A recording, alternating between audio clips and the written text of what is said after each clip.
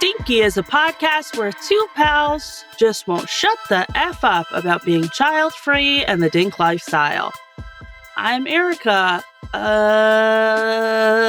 We both didn't check before this if we had reasons. I'm Erica, and I don't have kids because the president is a pedophile.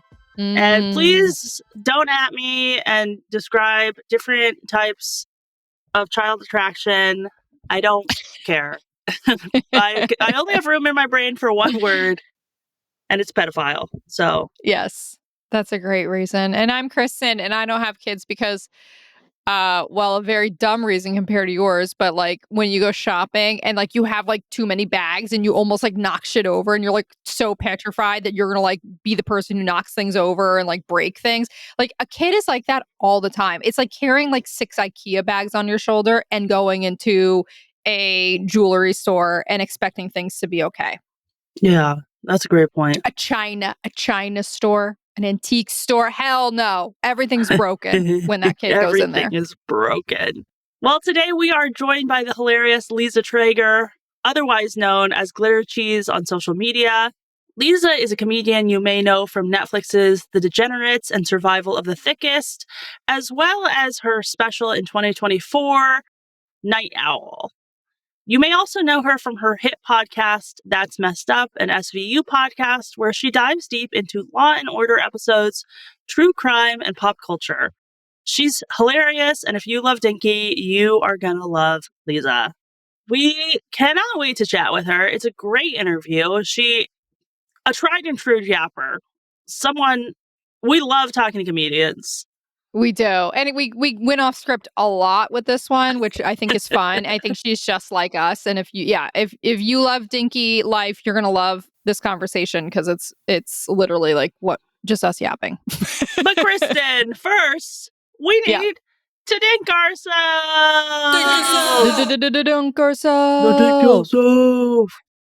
A dink is a dual income, no kid household. So naturally, we are making bad choices with our disposable income. In this weekly segment, we chat through the frivolous and ridiculous purchases or hobbies that we couldn't afford if we had kids. Kristen, how have you been dinking yourself as of late? Well, let me tell you, my credit card bill is quite extravagant. That's okay. You know, I quit my job and moved to Europe to live my life. And that's what I'm doing. And that's what I remind myself every day when I see the numbers go up on my credit card and down in my bank. I go, this is what I might fucking die tomorrow. Bus may hit me. And what the fuck is the point of life if I'm not spending my money? So, spending my money. What's the point of life if I'm not spending my money? Yeah. Oh my God. I gotta die with zero. Yeah. That's a shirt we gotta make. Mm-hmm. What's the point? So I did dink myself many times over. One thing I want to touch back, I want to touch back base on. Yeah. I want to touch back base on this one where we were talking about healthcare. And I mentioned in one of the episodes that I was looking at German healthcare and like I was like pigeonholed into this like trash ass Medicaid where it was like 1,000 euros a month. And I want to tell you, that's not the case in Ireland. Leave it to the Irish to save my fucking ass and let me live. So Germans want me to die. The Irish want me to live. And praise be to the Irish because I purchased, first of all, I think as a resident here, as like a EU citizen, I'm automatically entitled to their public health program. I just need like Ireland. Yeah. Hell yeah. This is the Europe we were promised, the promised land. Yes. So you are entitled to public health care, which is like basically somebody's going to yell at me on this, but basically it's free. Everything you want is free. But I would be remiss not to mention that the healthcare system is fucking overloaded in Ireland and atrociously so. So there's not enough doctors to support the human beings.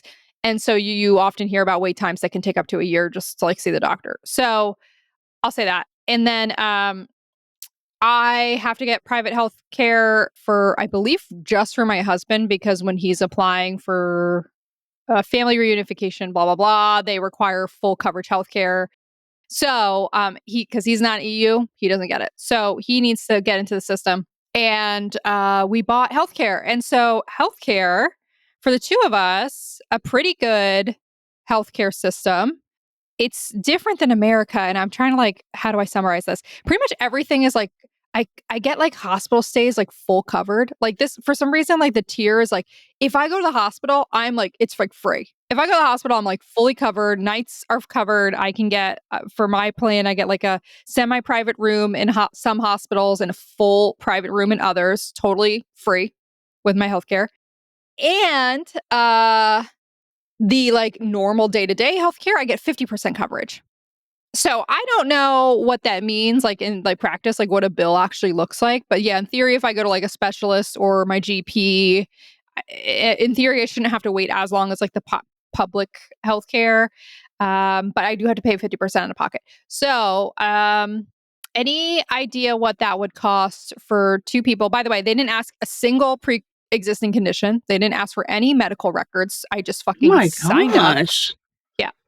Any ideas how much it costs for a year of coverage when Germany wanted €1,000 a month per person? Per person, okay.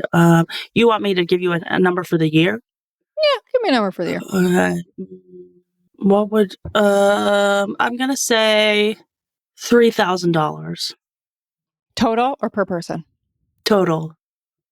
Okay, it is. I'm bad at this. You are bad at this. It is €2,200 total. Okay, I wasn't that bad at this. Yeah, €2,200 total. So that's close to 3,000. So yeah, so I guess you overestimated. So yeah, it's cheaper than you did. Okay, great. You were good. You did good. You did good. Because usually you overestimate so much that diminishes the reveal. But this time you didn't. I was right. No, you're right. You're right. Wow, so, I'm so good at Irish health insurance. Isn't that great? Guys, throw any numbers at me in the comments about the Irish health insurance, and I'm just gonna intuit it. Yeah. Wow. Do you think that's where the luck of the Irish comes from? Because they just have really good health insurance? I think so. Honestly, so far I've only been here for less than a week. But so far, multiple times a day, I'm like, how the fuck did we get so lucky? We got so lucky to live here, to get an apartment we like, in a neighborhood we like, for cheaper than we were planning on spending. I mean, yeah, there's compromises. It's tiny as fuck, and we don't have a dishwasher or washer and dryer in our apartment. But there's whatever. We're so happy, and it's how the fuck did I get so lucky? So yeah, it's the luck of the Irish with healthcare, apartment. I'm living the life that I was hoping to live. So far, less than a weekend. Ask me again next week. But so far, it's been really good. I just, because it's important to me that I play a role in all your life decisions, I just want to say that I feel at least partially responsible for getting you to Ireland. And I would like credit on this show. Would you agree? That's true. You know what? You did help. You definitely helped influence our decision. So thank you. Because you guys were like, let's just stay in Berlin. And I was like, why, guys? If you're not happy in Berlin, get the fuck out.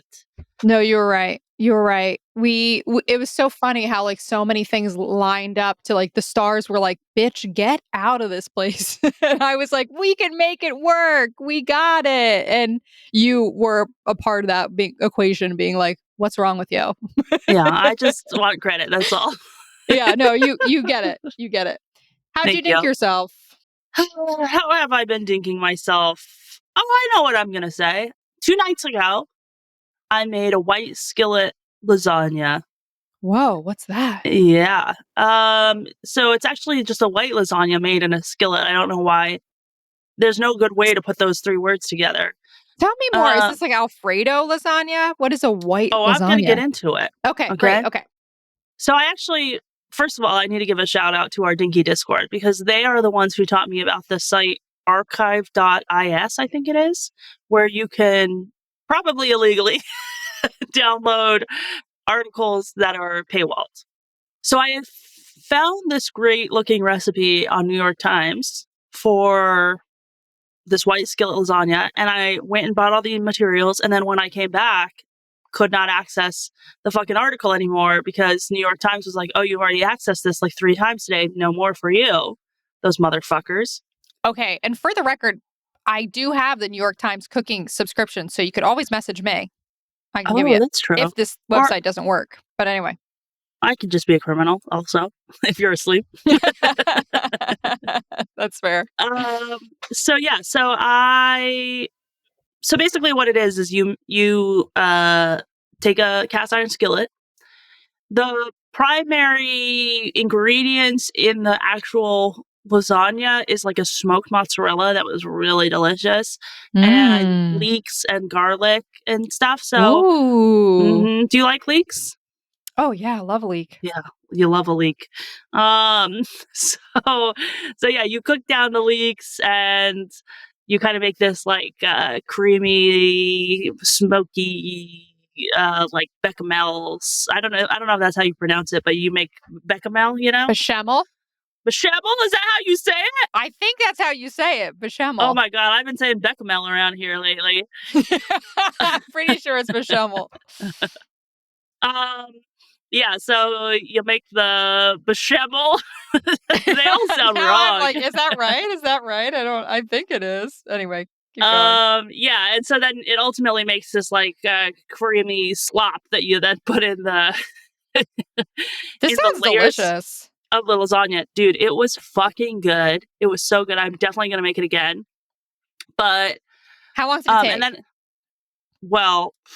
it took me. That's the thing. The first time I make something, it always takes longer than I anticipated. It probably took me I didn't look at the start and stop finish time, but I would say at least an hour. Because the thing is, too, I had to research like I had never cooked with leeks before, so I had to like figure out what the fuck do I do with these things. Have you cooked with a leek?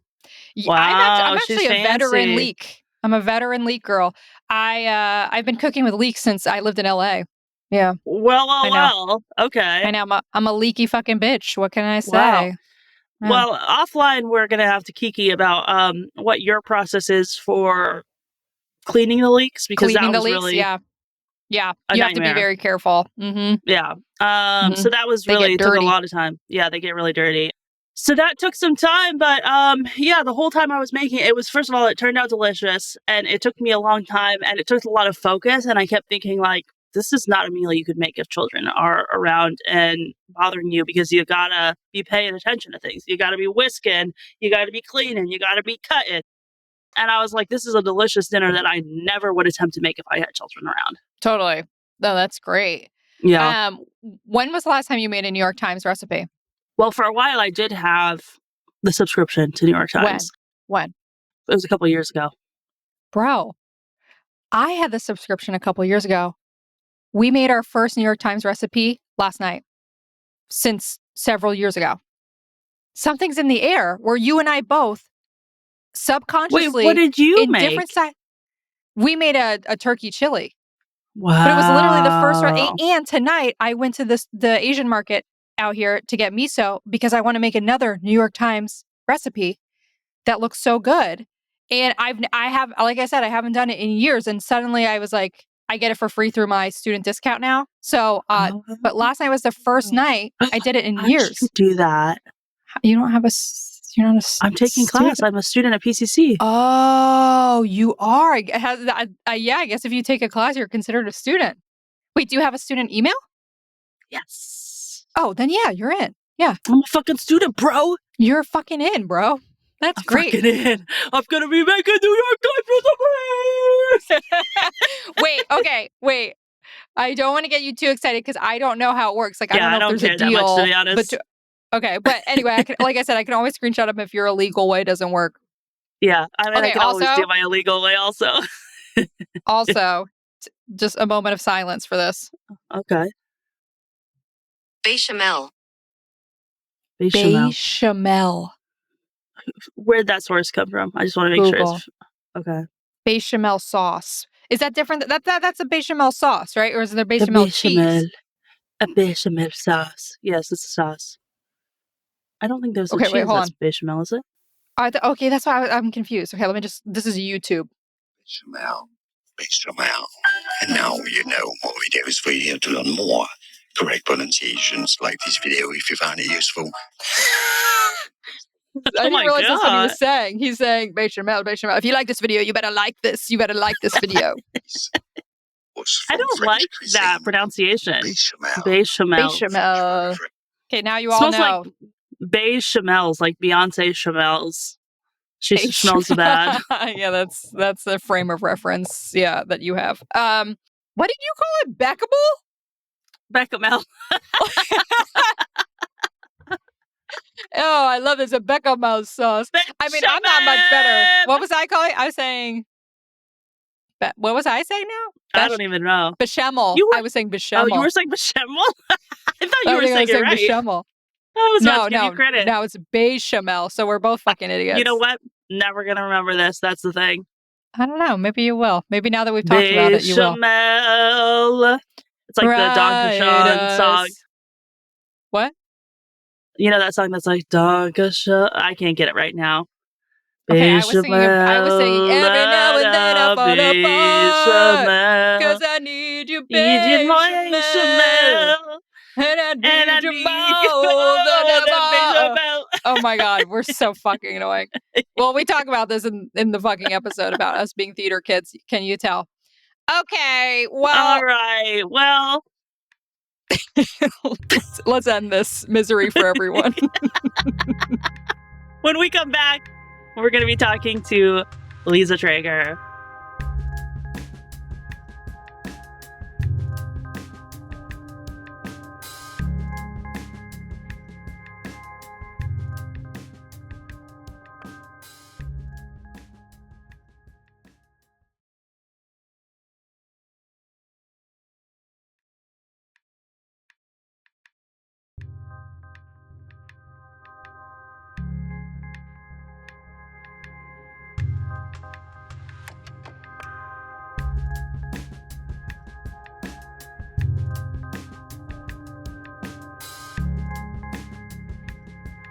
Yay, Liza, thank you so much for being with us here today. We're so excited to have you. I'm so pumped. Yeah, I've been following you guys for a while, so excited to be on the pod. But I was telling my hairdresser about it, and she was like, well, you're a sink. And I go, you're right. I'm a single income, no kids. That's right. And I There's never thought another about bring that. this up. Because people all the time, we have seen people like on Reddit and stuff say things like, oh, well, I can't listen to that because I'm not a dink. I'm an oink or a sink or whatever. And it's like, we're not really talking about our husbands on this show. That would be really fucking embarrassing. Oink? Only income, no kids. No kids. Oh, okay. Yeah, I like sink better than oink. I think oink is cute, but I understand why some people don't want to be an oink. No. Well, I also, I have a SVU true crime podcast, and I did just we researched the true crimes episodes are based on, and I definitely researched a crime like 2 weeks ago, and a man fed a lot of bodies to his pigs in the pig farm. No. Oh. And I'll never go back. And I love pigs. They're very smart and cool. But yeah, they'll eat anything, and he would wood chip bodies, and then the pigs would just eat it. But then he was selling the meat to the community, so there was a recall. But then he was also selling all the soil to other places to then build upon. So there's just like evidence all over Canada, anyone that bought the soil too. Wait, is this like real? Is this a true crime, or is this like it's fake? in Canada. No, it's in Canada. He was murdering forever because obviously the police didn't want to investigate. So he ended up murdering they had over 200,000 samples of DNA they collected from this farm. Oh my God. Yeah, because they were just finding pieces of people. There was not one full body. No, I hate this. I know, what a terrible way to start, but that's what Oink now brings me to. No. I can't even be like, oh, Porky Pig, cute. I'm like, oh God, the pig farm killer. No, yeah, they're eating bodies. The body parts are everywhere. I will just say real quick, I know we're probably trying to move on from like murdering people, but like, no, I just fed my dog for the first time, like raw food, which I just moved to Ireland, so I don't know too if like the laws and regulations are different. I have no idea, but I bought raw dog food from the market, and I opened it up and it's like fresh meat. And in the ingredients, it says carcasses. And I Googled it, and like apparently dogs love eating carcass pieces. So it's like ground up carcass in the bloody meat. Anyway, this is really hot. I know. Wait, you're in Ireland? I was just in Dublin. I've been there 3 times. It's one of my favorite places. Oh my God, I'm in Dublin. That's where I just moved. So next time you Wow. come, we'll have a little snacky. We'll have a carcass. We'll, you know, Oh, no. let me know. I love Ireland. Me too. Way I'm to such a go. fan. Where I know. are you? I'm in Portland. Okay. And do you guys miss each other? But you were together and now you're not. Yeah. We We've had were, enough. but you know, we've had a long distance relationship for like many years now, so we're kind of used to it. Yeah. Yeah. Even And when then she you was do in Portland, she visits. was across the river. So it was like, you know, a whole thing. Yeah. No, I get it. My bestie is a DINK, and we were cross country for like 4 or 5 years. Yeah. Glad to be back. Yeah, Yeah. that's Yeah. it is. Together It's a again. rough transition for sure. That's where your airline miles come into play. Exactly. You're like, hey girl, I'll fly you out. And being a dink, you know, or Yeah. a sink, you know, that Yes. freaking helps. Yeah. Not that cheap. definitely helps. I had a friend. She just annoyed me actually so much that I don't think we're chatting anymore. I haven't chatted with her since. But anyways, no, but there was just like a whole series of events of the day. And I looked at her and I was like, I don't think I like you, in my head, not to her face. Yeah. Yeah. And then my bestie was like, I don't think you need to talk to her anymore. I'm like, you're right. I don't know why I'm like forcing it. But we're walking, and basically my friend's husband died in London. And so in May, I canceled shows. I didn't really care. And I was like, I want to go to this funeral. I need to be in London. And so we're walking and talking, and I'm telling her that. And she goes, well, that's great that you can be in a position to do that. Like, I wouldn't just be able to like get on a flight to London like that. So that's like a blessing. And I was like, it is a blessing. I feel blessed. But bitch, your kids go to private school, 2 of them. And you live in a house that you rent while a 5-bedroom house is being built to like, I can't build a 5-bedroom house right now. What you're talking to me about $1,000 plane ticket while you're truly building a house you own. Go fuck yourself. Like, I was so fucking annoyed. I was so annoyed. What I'm annoyed for you. I don't want to talk to her either. Yeah, but that was like the third. She also did a few other things. And this has never happened where she was just embarrassed. Like, I introduced her to someone, and the way she was speaking was so embarrassing. I turned to her and I go, you need to stop talking. And I don't think I've done that. I was like, you need to stop talking. Wait, like, what was she doing? What was she saying? She was just not an effective communicator. She just wanted to prove something or like talk at someone and wasn't listening. And then she would tell a joke and it wouldn't work. And she would say it a few more times. Like, and it's someone I'm obsessed with. So that added to it, because I'm like, I really like this person. So then I was just like, you need to shut up. You're not knowing how to engage. You're joining our convo. There's just like an art to convo. That's it. And she wasn't nailing it and being annoying. So, and then she said take something it when you crazy. said shut up? I didn't say shut up. I said, you need to stop talking. People are used to me being direct, actually. Okay, good. People let me be direct. It's a good quality. I try to be polite and great, but I think the people, close or not close, people know that I say what I mean what I say. Sometimes it's abrasive, but I rarely like mean it that rude. But like, right. There was no thing. No, What was I going to do? Pull her away? What was I going to do? Yeah. I was like, you can't keep talking to this person like this.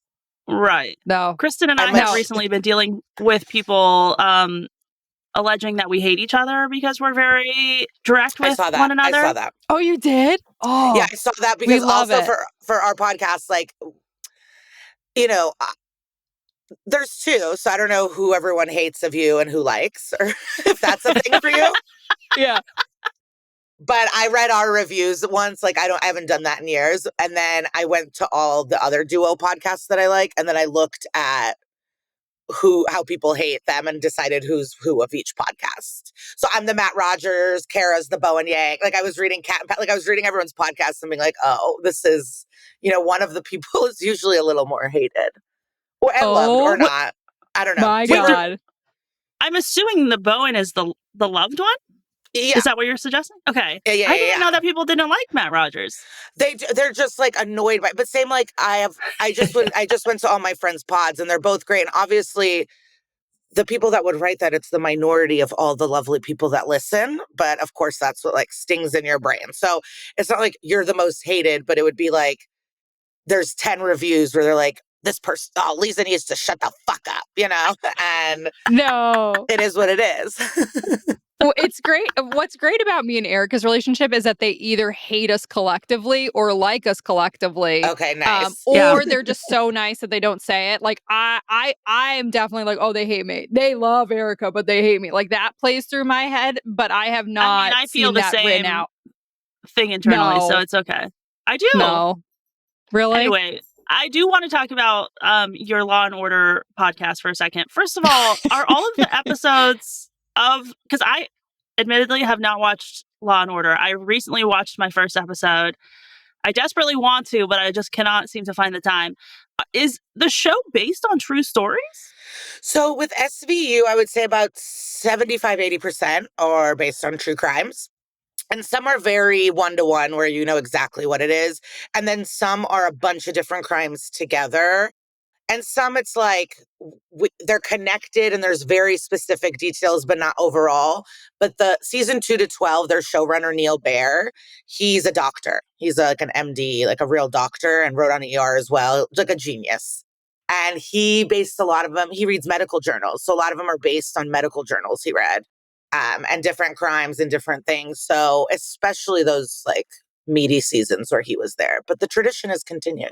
It's ripped from the headlines. And sometimes they're ahead of the time because there's an Epstein episode. There's 2 Epstein episodes, but one is like season 10. Like one is before it was even in the zeitgeist. Like, and then one was more recent. So yeah, they're like ahead of a lot of stuff as well. And then some are multiple. So sometimes we can like pick and choose because like sometimes I'm like, I don't want to look into Ted Bundy. Like, I don't care. It's more interesting to kind of learn about some of the other crimes people might not know about. Right. How did you become a fan? Oh, SVU. Well, I'm just like a TV person. So like I watch Oz, I watch SVU. I watch a lot of TV. It's my passion. But also when you're on the road and you're a comedian, you're watching SVU in those hotels.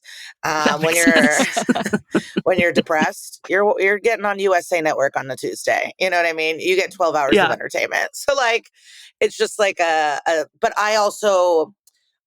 in junior high, I wanted to be a forensic pathologist. I was really into like psychology and criminal stuff. I made my parents take me to a serial killer wax museum, which is like psychotic for sure. Whoa. It's like the family photo is like I'm smiling and my whole family is pissed. Like they don't want to be there. Wait, I feel like I need a field trip to this place. I've never even heard of it. That sounds amazing. Who knows if it was Niagara Falls. So I think it was one of those like a Madame Tussauds, like we're gonna make money off freaks, and they did.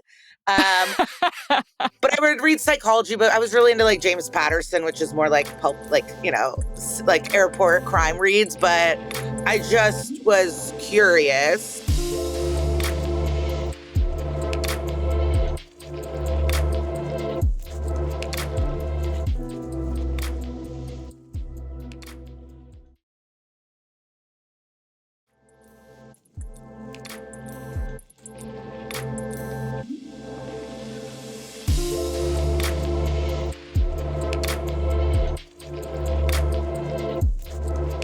But then someone in my family, when I wanted to work in prison, was like, "You're too fun. I don't think that's the life for you." And I went, "Oh my God, you're right." Like I was in high school and I was like, "You're right. Why would I want to work in a prison?" Like, ugh. And so this was cool. And then Kara loved the show. The first time we met, we talked about SVU because I told her about there used to be a Twitter account called Doink Doink, and it would tweet every time a Law and Order, any franchise was on, what channel and what episode. And so we connected on that, and then cut to like years later, she said, "Oh, I have an idea for a podcast. Would you be interested?" And then I also care about like criminal justice, crimes against women, violence against women, like police. Like I used to volunteer. Like it's just I've always cared about like sexual assault, right? Like I've domestic violence, feminism since I was a child. Like it's just always been something I'm passionate about. And I've learned so much having to do the research. Like, I've learned more it's not learning, it's more like how terrible the police are and how often they fuck up and how these criminals, these serial killers, they're not geniuses in any capacity. They're losers grasping for power. But unfortunately, police don't care about vulnerable communities that are most targeted. So they don't care about drug addicts. They don't care about sex workers. They don't care about the elderly. They don't care. Homophobia plays a part of it. So since the police and the murderers feel the same way about the victims, these crimes do not get investigated. So the guy I talked to you about, he murdered forever. I just researched a crime. A man murdered 93 women from 1978 to 2001. Oh my God. And the pig guy, 25 women went missing in the area. There were a lot of indigenous women went missing in the area. In 2 years, 25 of them, and the cops refused to connect them. I mean, even just the Long Island killer, he murdered for decades. And with the corruption, they refused to bring him down. They don't care about these women. And so, it's not even, you just get more and more examples and like ammo for when these conversations come up of how bad they are at investigating, not listening to credible witnesses. It's really insane. And the laws, like like in New York, if you were a woman and you were part of a domestic violence relationship, that meant that it was unsafe for the child, and it means you put your child in an unsafe place, and they would take children out of the home. So there was a case where the city took a 2-day-old baby out of the home because the mom had been beaten by the boyfriend. Didn't arrest the Oh boyfriend my for domestic God. violence. And she had to in 2 months, the baby was gone. She had to fight to get her baby back, but she was the victim of a crime. And that of course changed. But crazy shit happens because these guys are in charge. And so it's all interconnected, and it's obviously, yeah, it's all really connected. And you also read about most violence against children is perpetrated by a family member, by a parent. And the people that give their children to human trafficking are parents. It's like, I've read a case where a woman was sick of being a mom and just sold her son to a pedophile. And that was it. So it's all interconnected, and it's all just I guess I got into it because I'm passionate about it. So if you weren't in comedy, do you think you would be doing something in that field? No, because at least I get to read, but it can all leave my brain. I don't think I've told you a name or a real date. You know what I mean? I remember stuff. Yep. But I can't because I read court transcripts, and sometimes, I mean, research is very depending on case. So sometimes I am reading FBI reports or criminal reports or court cases. It's fucking hard. I'm not built for it. I'm a stoner. I can't, it is really dense material, and I would never be able to actually do it. I think I'd be a salon receptionist, even though it's a dying art. But I think I'd eventually manage a big hair salon, because I was a salon receptionist. That's what I enjoyed the most of my life. Oh. So maybe. Why salon receptionist specifically? What about being in a salon? Is it the gossip? Is it the vibes? Yeah, you hit it. It's the gossip. It's artistic people. I was really inspired when I was a salon receptionist at young women making money and owning condos. I was really young. It was 25, 26-year-olds, hot, cool girls making 6 figures, charging men $80 for a haircut and getting $20 tips because they're so hot. And making their own schedules, being able to wear and buy what they want. It was cool. And they're creative. So it's creative people that want to party. They want to party. That's another thing. I was young, and they want to drink, and they want to go out. So it's they're creative, they're making money, they're young, they're cool. And I was really good at scheduling people and squeezing people in, and I was good at it. Yeah, I love that you didn't want to be a hairstylist. You just wanted to be the receptionist. Oh my God, to touch a person's head and wash it. That's disgusting. I want to puke in my mouth. Touching people, grabbing people, lathering. Oh, and it's science. Doing hair color is science. I'm not an exact person. I'm not cutting a lot. No fucking way. No way. Yeah, I love that. No, the pressure is for real. No, I've seen someone's hair melt in the shampoo bowl because someone over bleached it. Hair melting off of a head. No. Well, and then I come and help deal with it. I mean, that's you got to get them rebooked. That's what you do as the front-facing person. Yes. I don't want to abruptly take us back, but because you did mention Epstein, and we talked for so long about the craziness of the world that we're living in, we do just need to address this for a second, because it's the only thing I can think about. How are we feeling about Epstein and Trump and Clinton? Yeah, I'm listening. Oh, They're all pedophiles. At the end of the day, the downfall of our society is pedophile and the people that support pedophiles because they're so ingrained in these power systems. The churches, religious institutions, the government, everywhere, there are pedophiles. I don't even trust the stepfather. When I see someone trying to date someone with a child, I go, you better be doing background checks and getting a private eye. That's like the highest rate of violence going up towards children is like an unrelated man arriving. This is not surprising to me. We don't believe victims. We don't help them. We don't give a fuck because they're all complicit. They're all a part of it. It's all money. And you cannot convince me otherwise. And this isn't pedophilia, but the Giselle Pellicotte case in France, like a whole town. And even if you weren't a part of the rapes, you were just there or watching, you knew it was happening. You knew a woman was getting drugged and raped and the whole town of men did nothing. You will not convince me they're not all criminals. I feel lucky. I have a group of male friends that I really like. And, with comedy, I'm around more males. And I feel like I met such good ones and I feel so lucky and they're so good to their wives. I would never be surprised. Like if something came out that they did something fucked, I unfortunately, there's maybe a few I'd be shocked, but I would never. It is so together. It is not surprising. And they all protect it. They all do because they don't fucking think women are people or young boys are getting molested. I don't know. It's all I care about. So it is crazy, but we've known he's a human.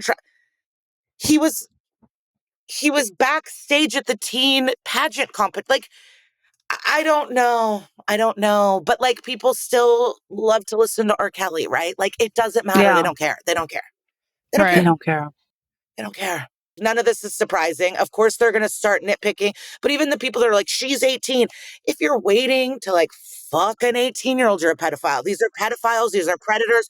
And if you're using legality to inform your morality, you're fucking gross. You're fucking gross. You're all gross. I mean, I'm like 6. I want to slit people's throats. I've never had such bloodlust. I've never been in a physical fight, but I'm like, I'm buying a taser. I need a knife and I want to slit these motherfuckers' throats when it comes time. When it comes time, I'm the Beauty and the Beast Brigade. That's what I'm doing to fucking all their houses. I'm going to be there. Torches, stakes, we're ready. Yes. Ammo. I just hate that this is like the same party that has been saying like, we can't allow trans people in our communities because they're going to use women's bathrooms to rape people. And I'm like, the fucking president is raping young girls. What are we talking about? Yeah. It's the president psychotic. is a rapist, human trafficking pedophile. And yes. It's and a bunch of comics had him on his pod. All these comics had him on his pod. All motherfucking cowards. I mean, Gianmarco Strezzi was saying this, where it's like not one of you brought up Epstein. You had a human trafficking pedophile in your chair and you said, shit, you're all enabling pedophiles. All of them, everywhere, constantly. All these Congress people. The reason I don't think Democrats do anything is because they're pedophiles. And I think there's footage of them raping children. And that's why they're 100%. All in line. And the fact that Congress has had these emails and these files for this long, I'm like, what is wrong with you people? They don't care because all these people would do out. it. That's the thing. Like most men would do it. Like most men would go to South America and rape a prostitute that's underage. They would. They all do sex work. Like it is gross. Like the fact that men try to be like, oh, it's not all of it. It's psychotic. It's truly psychotic.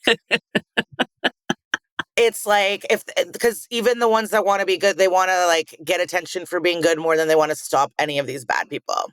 I was actually out I've been getting blackout drunk recently, but like I was out with some people and I didn't know this one guy we were with, but this other drunk man tried to touch me and I was like, whoa. And then the guy I was with stood up and like yelled at this dude.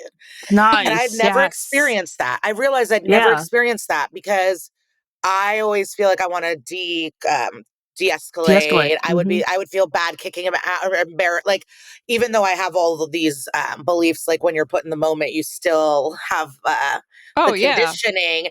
And so I just never seen someone even be that aggressive. And I'm 38. So I was like, wow, yeah, we all sit. And I've been an experience. I tell this story. Sorry, I'm talking like in Cleveland. was a bunch of us comedy people. We came from Chicago. We're in Cleveland. We're at a bar. And I see a girl and she's floppy. And the guy's handling her in a way I just don't like. So I'm like, to my friends, I'm like, I think we should call the cops. And they're like, you're crazy. I go, all right. So I go up to the group of friends. I go, hey, does anyone know these people? Do you know if he knows her? Like, whatever. No one's helping me. I go to the bartender. I go, hey, do you know if they came in together? Like, what's the vibe? And he goes, I didn't overserve her. She came in drunk. I go, I truly don't care who got her drunk. Do you know? He goes, I didn't do anything wrong. I go, okay. So I'm watching. Finally, she falls, hits her head on the side of like a booth. Her head starts bleeding. She's on the ground. Guess what the guy does? He leaves because he doesn't know her. So honestly, her cracking her head was probably like saved her from a rape. And then finally, I looked at my friend and went, is now the right time to call the cops? Yeah. Is now the right time? It's like, it's appalling. No one wants to help. No. Yeah, no one wants to intervene. Yeah. And I intervened. I saw a woman getting put into a car. I like ran over. I tried to stop it. I called the authorities. No one ever came. Got license plate, chased the car. No one cared. No one cared. It's like, it's really, yeah, it's like depressing. We can change. Yeah, I get dark. I'm sorry. No, we're here for it. We're all about the darkness. No, but you're right. Epstein is happening. And then I love when they're like, what if it's someone you like? I go, I do not defend pedophiles. I do not care. Take them Fuck all. them. If I found out anyone in my life was a pedophile, I would never visit them. I would never forgive them. I would never send them money for commissary. Like, never. I wouldn't answer a phone call. No. Kristen and I turn on people so quick.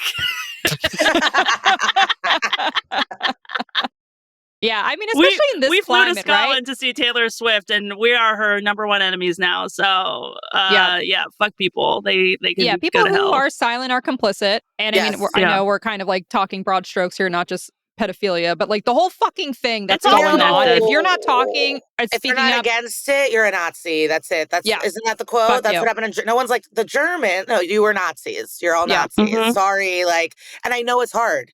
It takes a lot of courage. It's brave. Like, ICE is scary. They have weapons, but like, we gotta.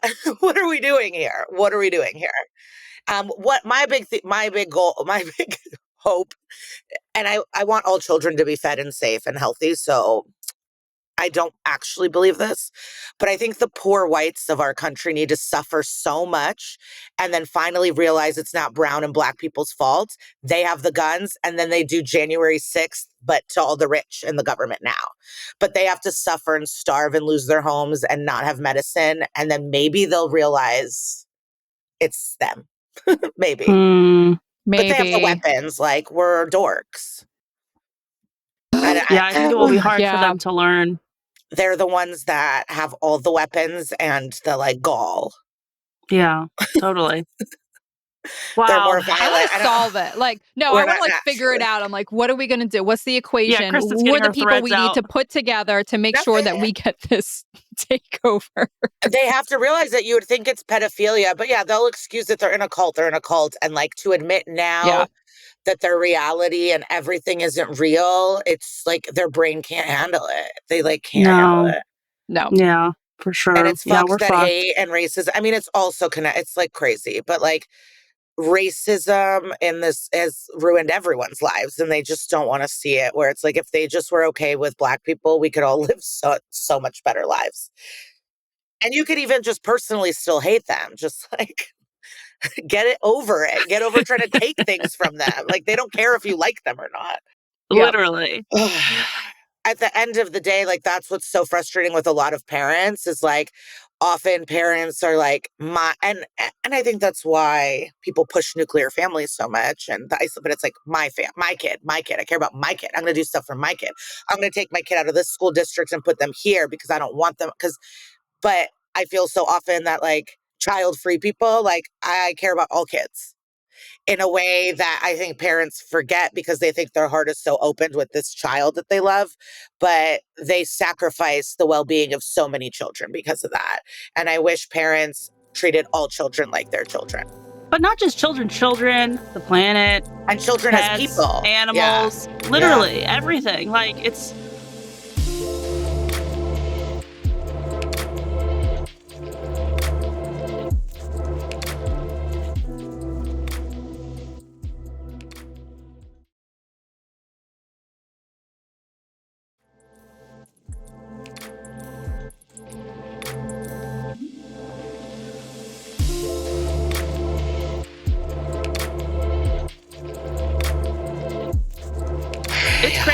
mean, I wanted to get us back on track, but I don't think we're ever going to.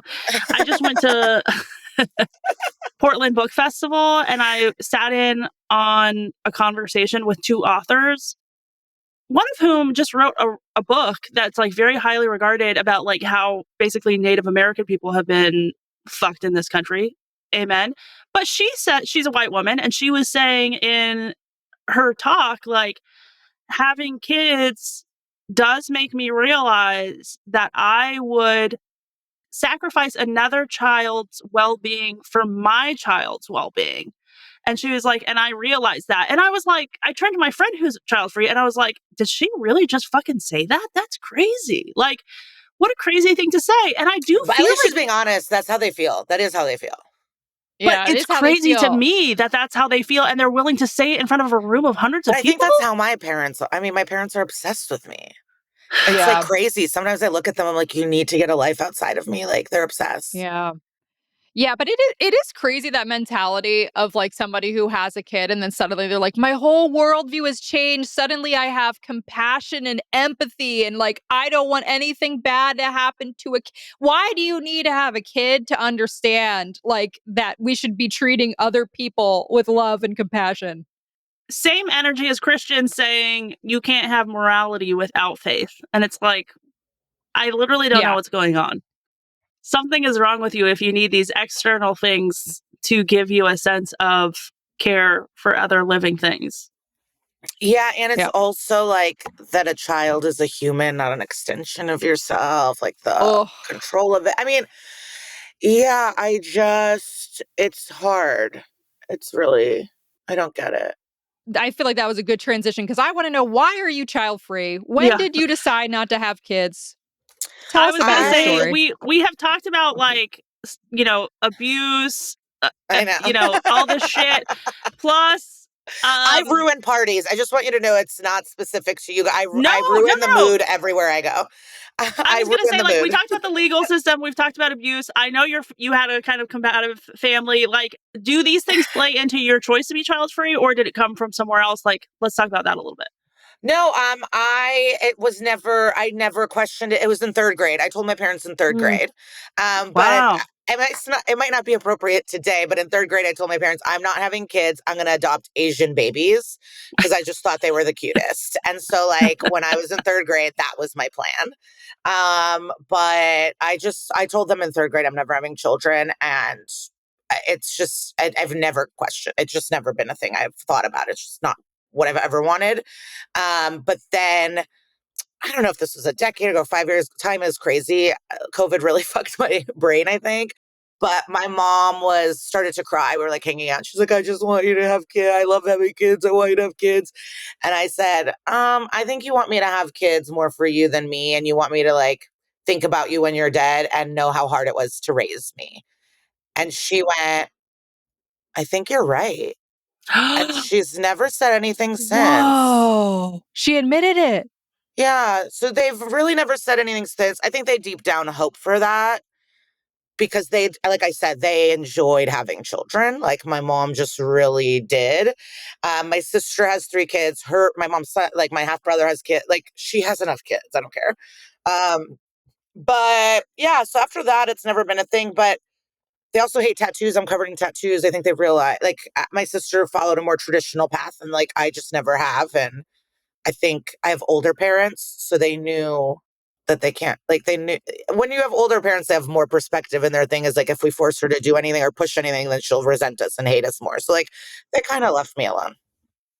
It's just never been a thing. Even in high school, in our health class, you can take a fake baby for the weekend. I didn't even take the fake baby. I go, I don't need this. I don't need a reminder. I don't need extra credit. And I don't need this project. But I would like to say I've had I work with children, love kids, not, like I'm not a kid hater. I know, like, I'm not like those crotch droppings, Yeah. Like, Yeah. The like crotch goblins. Yeah. Like sometimes child-free community goes nuts, but like, I taught swim lessons all throughout high school. I was a camp counselor. I was a babysitter, as a backup nanny. I taught PE at a private school. Like I actually ran into on the streets of New York a boy I used to babysit. I heard my name and I turned around. Oh my gosh. And there's 2 boys I really loved babysitting in New York. So I didn't know which one it was because it's been 11 years. But it was the cool like ballet breakdance kid. The dad's an author. He's the conceptual art. I'm like, are you guys still living in that apartment? He goes, oh yeah. I'm like, good. And he said I was a good babysitter. He goes, yeah, you were great. He goes, you showed us Mean Girls and clips of CM Punk. So like he remembered that. What an Do you have influence. nieces and nephews? I do. Yeah. Are they obsessed with you? No, they really ground me in a way that's so disrespectful and have do not text me back, do not care, insult me not insult, like they're not impressed. Once, you know what, I threw the first pitch at the White Sox game and they came and like, so there's moments where they Oh think my it's God. cool.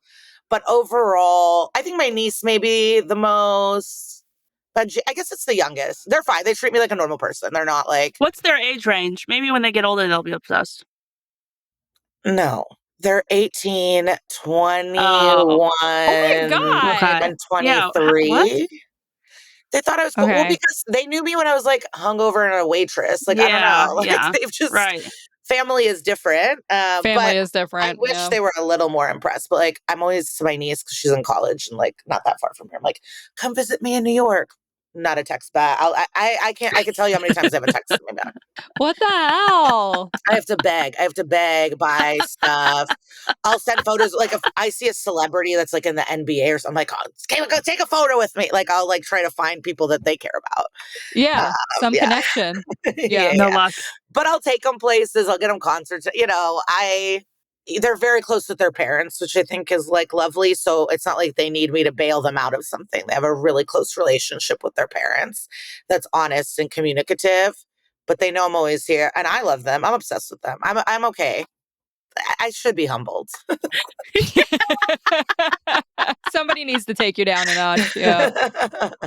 You know, you have like interwoven some of the child-free bits into your comedy now. And so I'm kind of curious about like how and when you decided to make that part of your set and like how does the audience react to those kind of moments in your comedy? So I'm not like I don't plan on it. I just like my comedy is very much like what I'm talking about or thinking about or into at the moment. So it's never full. So it was just like moments that have inspired. So I'm sure it was like a conversation I had with a friend and I went, what a fucking psycho. And like wrote it down. I was like, I'll figure it out on stage.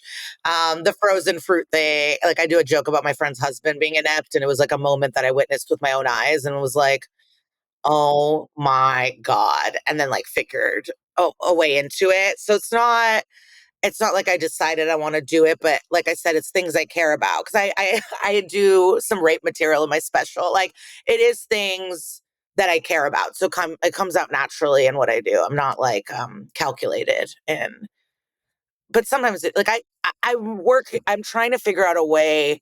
I want to do a joke about how all the people that believe they're moral are most likely pedophiles, but I haven't figured it out and I'm not pushing it. And when it happens, it'll happen. And if it doesn't, it does, it's like, I let comedy, like most things come to me naturally. Like I want to do this forever. So I'm not in a rush. So like, I'm okay having ideas or like figuring out, or like whenever it happens, or the joke or not. Like time is irrelevant to me because I don't want to stop doing this. Right. That's so interesting. What an interesting perspective. I've never heard anyone describe doing comedy that way. That actually is very profound, I know a lot. I think. Well, and we're all different. And like I know certain comedians that are very much like new jokes. I'm sick of these jokes. I need new jokes. I need a new hour. I need to put out a new hour. And I like my jokes a lot. I enjoy knowing when someone's gonna I like it. I get joy out of it. So I'm never in a rush to get rid of them. I'd like to kind of chill out. Like I had 4 shows last night. I'll have 3 tonight. Like I'm out there working. I want to do new stuff, figuring out, but I'm not I don't have like when people are like, when's your next special? I'm like, I'm still promoting this one. I'm like, I don't care. Like I'm not a speed demon. My God. I mean, comedians, y'all work so hard. Like even So just like doing this hard. podcast and jumping to like several shows. Like, dude, that is a lot. It's so much work. It doesn't Don't feel roll your that way. eyes. No, it just doesn't feel that way. And sometimes, like, I told someone my day yesterday because I had such a lovely day. And then they were like, wait, and you got that done? And I go, oh, I guess I do get stuff done and I'm creating and making stuff happen. But I think our heads are all fucked where we never think we're doing enough. We're never working hard enough. And I think it's because I like doing it. So then I'm in New York. So I'm always like, I can't believe I'm here. So I see the buildings, I'm walking, I'm on the train. I'm like, oh my God. So I forget that it's work because I'm having a drink, I'm chatting with friends, the servers are there. I know that, like, it kind of, but it is. I've also been doing it since 2009. So I've afforded a life where I don't have a day, like, but sometimes I'm on set and sometimes I'm auditioning. I'm definitely like doing stuff, but I like it. So we're all the same age, 38. Okay, So cool. 2009, I know exactly what you were doing. Did you just graduate like school? Like, did you go Yeah, to I was college? Like, 21. No, okay. I had to like transfer a few times and stuff. So I probably graduated like at 22 or 20, whatever. So I was finishing college. So I was taking all these credits. I would study in the back of open mics. So I'd like sign up and like sit with a book in the back and like wait to go up and stuff. And I was waitressing. Like like my niece and nephews don't live the way I lived. Like, I think COVID fucked them. They're a different generation. The phones fucked them. Like, maybe an activity a day. I truly was taking like 16 credits, waitressing, going to open mics, running a show, and getting lit. Getting lit. Yeah. Getting high before my salon reception job. Like, I was. And kickboxing. And I would kickbox. I was like salon receptioning, kickboxing, like, I've had so much energy at 21. I like really admire my old self. So yeah, now I get to like sleep it. Like, this is the first thing I did today.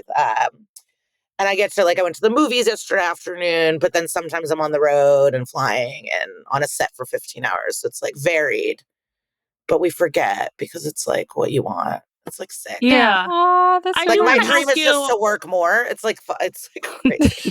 I'm like, now that I got this thing, maybe someone will give me more work to do. Like, that's like how it is. right. And that's why they can underpay us. And that's why they could give us bad contracts 100%. and own our lives and like do all these things because we're fucking desperate. But how did you guys meet? Like, what is your deal and where do you do your call it? Like, I would like a refresher. We met in college. So we're college BFFs. We met during orientation week. Kristen hated me. We were both fucking theater majors, which can you tell? Can you tell? Yes. And then we both peaced out. We both said no, fuck theater. No, so I didn't know you were a theater because to me, theater major is like insufferable, and I have not gotten that from you. So I would not have assumed. You know? Yeah, that's why we're like, fuck this. Like, I think we quit like first semester too. We were like, why are we doing this? Like, we don't even want this. I think we wanted to be silly, and people were like doing like breathing exercises and stuff, and we were like, no, this isn't for us. Yeah. And then let's see, that was in California. So we were in Southern California, and then we've been around. We go from place to place. I lived in New York. I'm from New Jersey, actually, originally. Where are you from? I mostly grew up in the Chicago suburbs. Oh, nice. Okay, cool. Skokie. Nice. Did you do like Second City and all that fun stuff? So that's how I got into like the movie Superbad came out. I loved Superbad. So in my head, I'm like, I want to write a girl Superbad. So I signed up for classes at Second City. And then within weeks, I found a stand-up comedy open mic by chance. Someone invited me and then I started stand-up and I never went back to class again. I was like, stand-up's more my people. It's in the bars. It's a little more dingy. It's a little more drinking. Like improv's a little more like, you can do it. And I liked, I just really fit in with like the life of a stand-up, I guess, as well. Outside of enjoying it.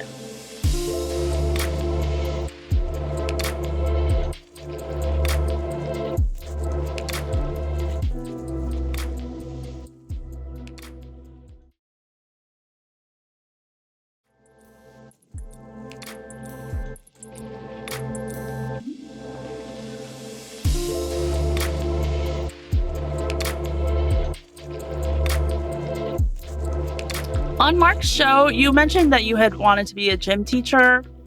Can you talk about that? I felt like you guys didn't get into it enough. You were a PE teacher at like a private school or something? Yeah, because you don't have to have a degree, you know. Private schools, you can do whatever you want. That's the whole point about private schools. Like, that's why it's bad for education because they don't have to follow any rules. Because Oh. Erica just like yelled at me about I just we were asked her having that that conversation. We were like, if we had kids, would you put them in private school? And I was like, I don't know. It depends. Like, it depends. Like, I don't know. And so Erica was like, Well, what I public am school to really death. proud of is my podcast co-host, Kara Clank. There's lots of schools, a different school asked and would take her daughter too, but like she got involved in the PTA and all the stuff and is going to her public school. And a lot of our friends in that area do not do that. And I know someone that was rich enough that they moved and were an early gentrifier of that neighborhood and then went and bought another place in a different school district to rent it out. So their kid didn't even have to go to the public school that they owned multiple properties in. And I'm no longer friends with those people because they also did other weird shit. But like, because she was like, oh, yeah, I can't really talk about that. And I go, well, yeah, because it's a shitty thing to do. And like that conversation kind of changed our relationship because I was like, well, yeah, you have the money to invest and the time to actually invest in the school district, but you refuse to. And she goes, yeah, but my kid will have a better education there. I go, exactly, but at least admit that that's who you are. You want to have a reputation of being something else while you do other things. So I'm just telling you, own it. Stop saying like, oh yeah, people don't like it. It's like, yeah, because you're doing something shitty. Like, it's fine. We all do shitty things. Like, this happened recently. You probably saw the Saudi Arabia Comedy Festival and like who's doing what and like, oh, wouldn't you do it? I go, I would not do that. But that does not mean I would not do other shitty things. I do not think I'm more moral than you, but I would not do that one. Yeah, that one's bad. I don't feel safe. They're like, you, and I go, it's also not hypothetical because dozens of people said no. Yeah. So like, stop asking if I would say yes or no for that much money because a bunch of people did say no. So it's not like some foreign concept, but right. Yeah. Wait, can you also explain glitter cheese to us? We have followed you and loved you for a long time, but we have only called you glitter cheese forever. Yeah. And I love that. I love getting when people yell glitter cheese in the streets. And I have one friend who used to rap who calls me like cheese and glitter cheese. And I love it. I love it. No, it was nothing. I was like an ex-boyfriend when Twitter came out. Like, I didn't know it was going to be the cornerstone of our fucking lives and careers. It was just like, I'm technology averse. So I'm always the last to join technology. I'm not good at, it's not something I'm into. So I was like, it's things I liked. I love cheese and glitter. I was like, let's do it. And that was it. And then it became kind of a thing. And because my name is hard to spell, first and last. So when I see people after shows and they want information, I can go glitter cheese, spelled normal, and people can remember that. Versus Liza, it's like Izia, even Treyger, there's a grill where it's spelled different. Like there's just so many different spellings.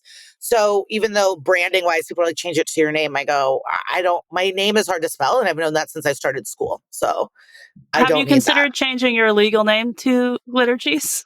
No, my first real name is Yelizaveta. Whoa. Yeah, I'm right, you're Ukrainian? Yeah, I'm Russian. It's like, I've always said I was Russian. Because it's Soviet Union, but it's like, geographically, I was born in Ukraine. Okay. Like, but I was there before the split of the Soviet Union. So it was like like they enforced Russian. They tried to, this isn't the first time they like don't want Ukrainian culture or any culture to be around. But, but my passport says born in Ukraine. Do you guys still have family out there? It's like Ukraine because there's no Soviet Union. Distant. My mom does. Like we know my mom. Like I don't really, but it's complicated because I live in the Ukrainian area, in the East Village in the city, and I wouldn't speak Russian in their establishments. They would not like that. Yeah. Oh, really? Okay, interesting. Yeah. So wait, do you speak Russian? Yeah, I do. Yeah. Oh, wow. Thank you for clarifying. I didn't want this to spin out of control. No, people really, they like a lot of Ukrainians and warranted, like to them speaking Russian is fucked. And it means you're complicit or you're endorsing something. And I understand that perspective. But like my parents are in their 80s. We came here speaking Russian. We're not learning a new language. So it's a little it got complicated in identifying because I always used to just say Russian and not really think about it. Right. Yeah. Can I ask how old your mom was when she had you? Did you say she's in her 80s? Yeah, she was 42. Wow. Do you know if you were planned? Do you know? You don't have to talk about that if you don't want to. I'm just curious. You know, my sister's 10 years older, and then my mom had also a child at like 16, 17, but was truly married and working at factories overnight. Like the life my parents lived, like truly under Stalin. My parents were born in 1938 and 1945, like when you like think about that life. Wow. So Wow. they lived under, my mom didn't have running water until she came to America at like 44. 45. Like we did not have running water.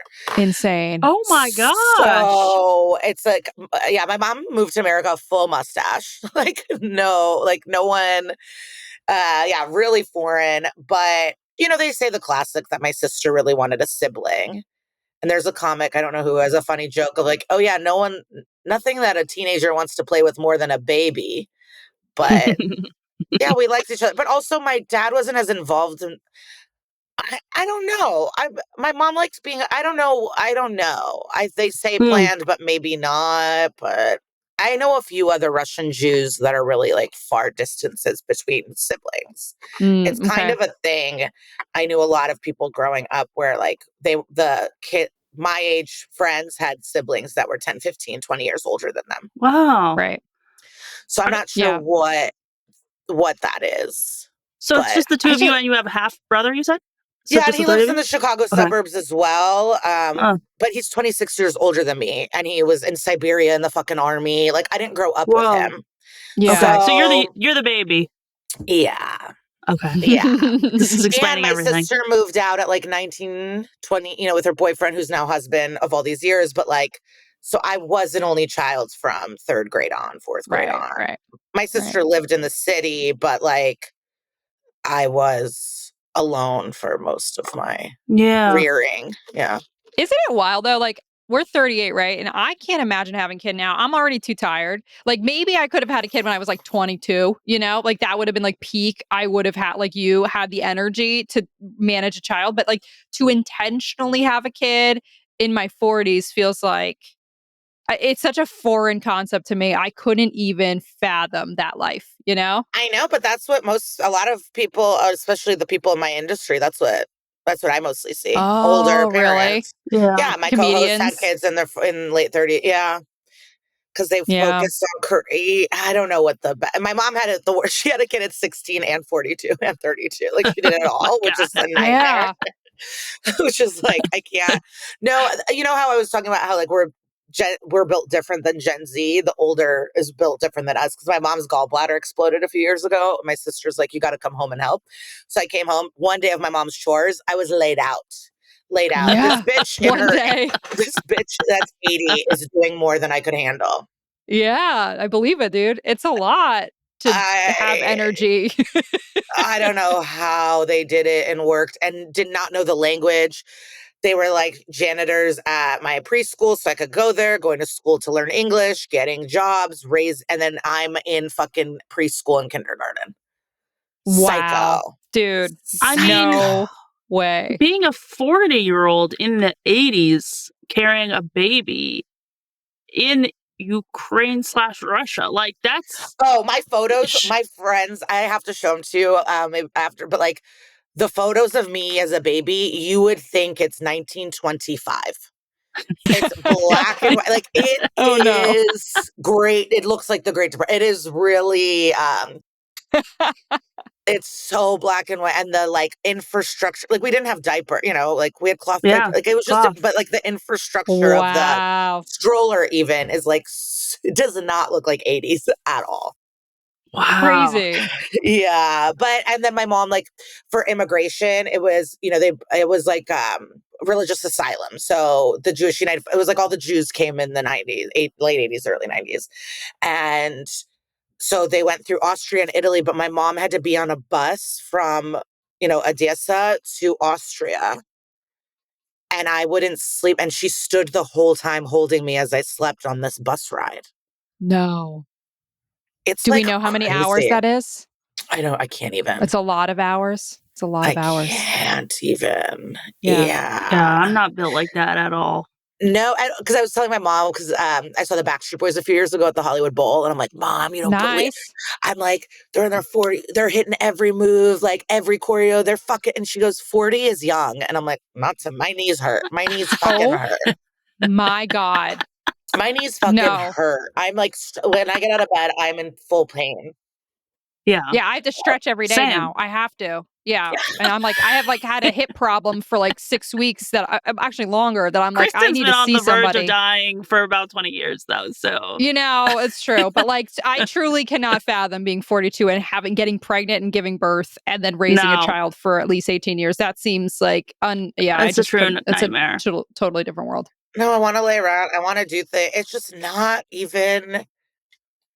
Yeah, like when people want to have any convo, I'm like, I've just never thought about it. It's kind of, yeah. Well, I want to be conscious of your time. I know we're getting up Mhm. on Well, the no, hour but here. I went back to an older question that you asked Oh, that yeah. was like how I came up with the child-free material in my special.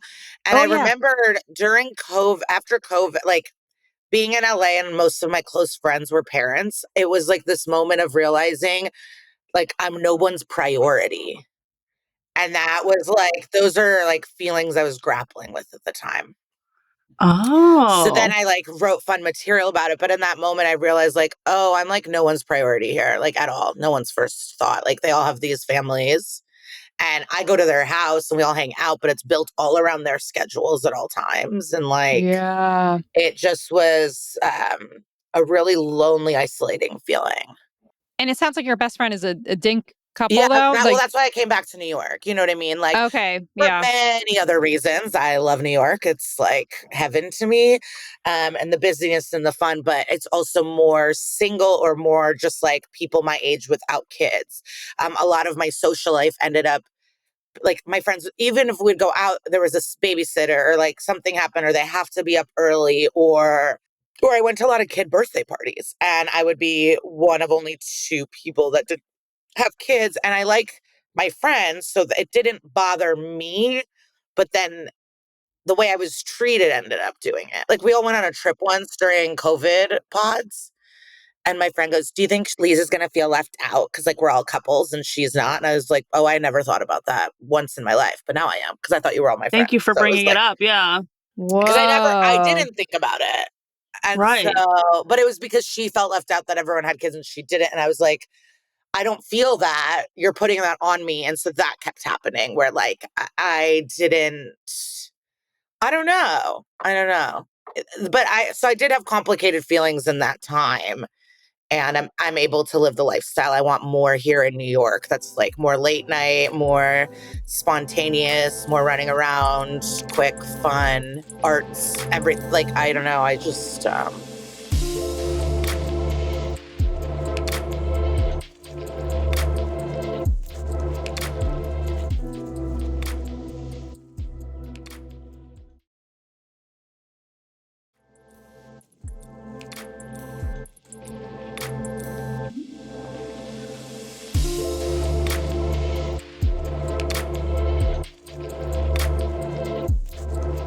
I do sometimes feel like child or parents don't love having child-free friends because I don't feel like parents know how to talk to child-free people. Like, they don't have anything to talk about other than their kids, at least in my experience.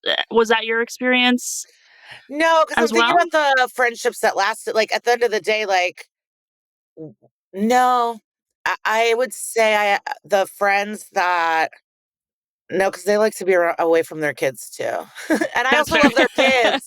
But like some of my friends, like I'm thinking of my like close couple, and they have two daughters. But like we were all living in New York when they had their first baby. Like I have a magnet on my fridge. I'm holding this child. She's not even 2 weeks old, and it's St. Patrick's Day, and I have like a beer, and I'm holding this baby. They had kids young, and so like now she's playing soccer, and we both like Taylor Swift, and we could play Mario Kart, and when they come to New York, me and my dink friend, we like take just her out because we've watched her grow, like, and she likes it. And like my friend, she has nieces that are really young girls, and like when they're in town, I'll go to the zoo with them. We'll do stuff. So they're a part of my like I love those friends, but I had some that yes, I felt disconnected and not a part of it. But the ones that I'm close with, I think are real friendships, and they like having me. I'm just not a priority. And that's fine as well. But I'm okay. Yeah, I'm okay with it. You're busier and your kids should be your priority. But there's this woman. Oh, maybe you guys. So she's not she has kids, but Danielle Bayard Jackson, she's a friend. She's a female friendship expert. She's been blowing up. Her goal came true this year. She went on Good Morning America, but she used to be a high school teacher, and then she worked in marketing, and she just like now gets certifications and all this friendship stuff. And she talks about female friendships and what friendship looks like. And it could look different. And I really liked her advice of like, friendship could look going to your friends' houses, they fold laundry. You know, like it doesn't have to be going out to dinner, and it could be these things. Because also, I mentioned in my material, I want to be there for my friends. Having a child is psychotic. So, like, when they are going through all of it, I want to come over. I want to give you the time. I don't want you to have to give me things, and I'll be there for when you can go out. But all of these things can happen at once. But I would say the friends I have that do have kids, I'm not, it's like I'm a novelty. Like they love when I come over because we're smoking weed outside. They're putting the kids to bed. They're like, oh, fuck yeah, we can tell us what's happening on the outside world. You know, I come in with some like, gossip and fun. But my besties, like we've vacationed. Like I love their daughter, and I know they love me. It's just their relationship looks different, but they still want to party. They sleep train their kids. Like our friend's daughter was getting sleep trained while we would be drinking in the living room in New York and stuff. So like, I don't know. I guess they're just cooler than a lot of them. That's the thing. I think it just comes down to like you were friends with them before they had kids for a reason, like because they were cool people, and like it changed when you have kids. It obviously changes your priorities, but like a lot of people still maintain most of their personality. It's the people that become totally obsessed with their kid and that becomes their entire lives that you're just like, I can't stand those people anymore. And I have those too, for sure, where it's, just, and a lot of times me and my bestie will talk about it where, because we have the time and energy, we do extend ourselves to your kids' birthdays and event and all these things. And the reciprocation is where the problem comes in. So like, you know, like these events or my play or my stuff, that's maybe they're not as free, they're not as willing to like, I'm going to travel to come do this thing or whatever, even though we are. Oh, I just remembered another friend. And you know what it also depends on? Sorry, you like have lives? No, I want the tea. No, we this don't. is great. I want to make sure you don't if have you're lives. having fun, we're having fun. We're having a great time. If they wanted to be parents and also how their marriage is, right? Like if you have a dumb fucking husband that like actually didn't want to have kids and he hates his life and you guys are like it's going to be worse to be around. Or if you have this idea of kid, like I have friends that it's like, oh, the kids, oh, the kids, oh, the kids. And then like the friends that I keep speaking about highly, to them, they're like, we had kids because we want to travel with them. We want to show them stuff. We want to do these things. And so they're a part of our lives. And it's so fun because they love being parents and they're so committed to being such good parents. And so it all comes through, and they have, even though they've had like it's life, but like they want to work on stuff and they love each other and like it's not a chore for them to be good parents. And so it's easier. And then you have people where it's like they're bickering, they're fighting, they don't sleep in the same bed. There's control games. The kids are hearing the fight. Like they are tired. They want the kid to bed. Where's the sitter? So it also depends on like how they made their choices and who they made their choices with and how it is to hang out with them. And also, it matters on the kid, too, you know? Because some kids are just fucking harder than others, too. And so some of it is like luck of the draw. And I know for a fact, I mean, I don't know how I know this, but I know for a fact that having a kid does not make anyone's relationship easier or make your life easier. So it's like if you're already a shitty couple, it's not going to get better just because you had a kid.